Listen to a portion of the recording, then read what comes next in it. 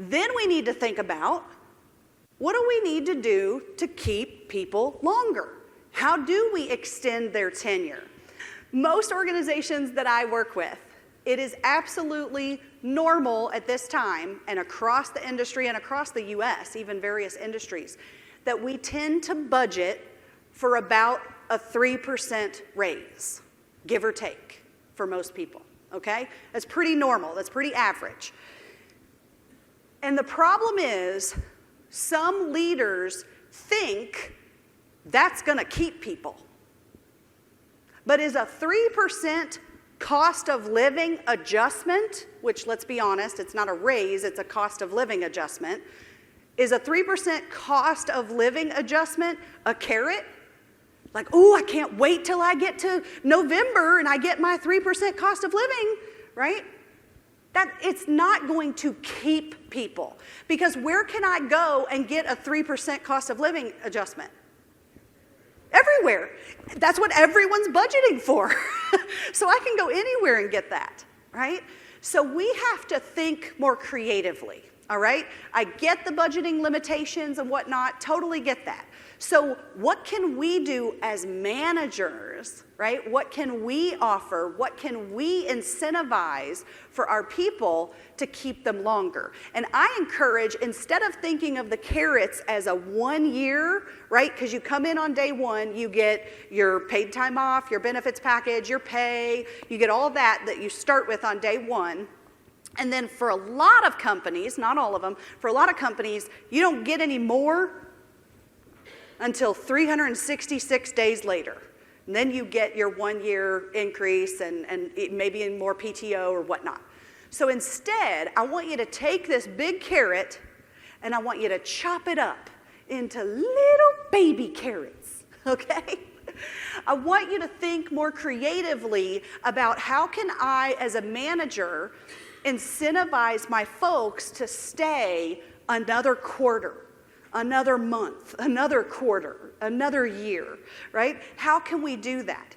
And a lot of times, you know, if we have budgets, great. If we have the ability to give bonuses or more pay increases, more incrementally or whatnot, I'm not telling you to take a $1 raise and chop it into quarters, okay? That's not what I'm talking about. I'm talking about what is something else that people can get. And if we have the budget, great, we do some monetary things like extra incentives and bonuses or things that cost us money, gift cards and a ticket to the zoo for their family and those types of things. But if we don't have the budget, we can still give incentives and advancement in creative ways. We can, after 90 days, you get a mentor, right? An official mentor to help you with something. Then let's say after, you know, a year and a half, you get to be a mentor to others. Then you can have different things there like cross-training. You can support people to go to conferences or to go to even online, right? So many things are now virtual and hybrid, and so you can have them sign up for industry webinars and training and things like that maybe they didn't have access to before, all right?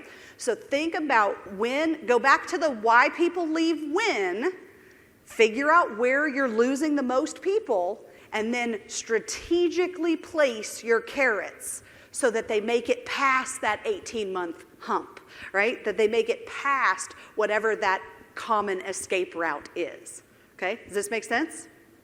All right, so I've even seen one group that I worked with that was a provider. They realized that their lower wage workers didn't get oil changes. They just didn't. Like, if you're struggling to pay the bills, are you gonna get an oil change? Probably not. That's like last on your priority list. So this group, the executive director, went to an oil change place down the street and said, hey, if I bring you 50 oil changes every 3 months, can we have a discount? And of course the oil change place said, yeah, we'll take 50 oil changes, we'll give you a discount. So they worked out, I think it was a $40 oil change, but they got it for $20. They got them half off. And then that was one of the carrots they put out there, that after you've been there 90 days, you then got a free oil change every quarter. And not only was that a benefit that the company, it only cost them $20 per person to do that, even though it was a $40 value to the people, right? Not only did that work well, but they reduced their number of call-offs due to car problems because people were maintaining their vehicles better, right? So it was a win-win-win-win-win for everybody. So think creatively on what we can do.